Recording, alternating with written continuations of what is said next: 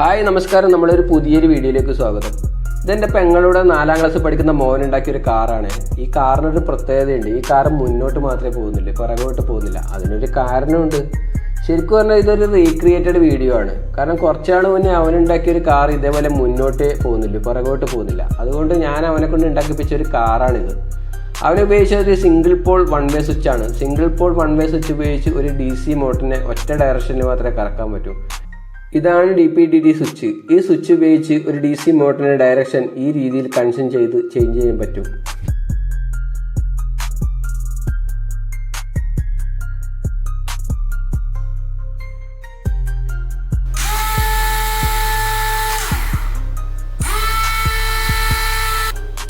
അതുകൂടാതെ സ്വിച്ച് ഉപയോഗിച്ച് 2 വ്യത്യസ്ത പവർ സോഴ്സുകളെ ഒരുമിച്ച് കൺട്രോൾ ചെയ്യാനും പറ്റും.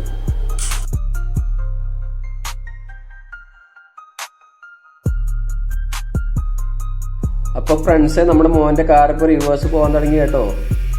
അപ്പോൾ ഈ വീഡിയോ ഇഷ്ടപ്പെട്ട ഈ ചാനലിന് ഫോളോ ചെയ്ത് വീഡിയോ ലൈക്ക് ചെയ്യാൻ മറക്കല്ലേ. അപ്പോൾ പുതിയൊരു വീഡിയോയിൽ വീണ്ടും കാണാം. Thank you.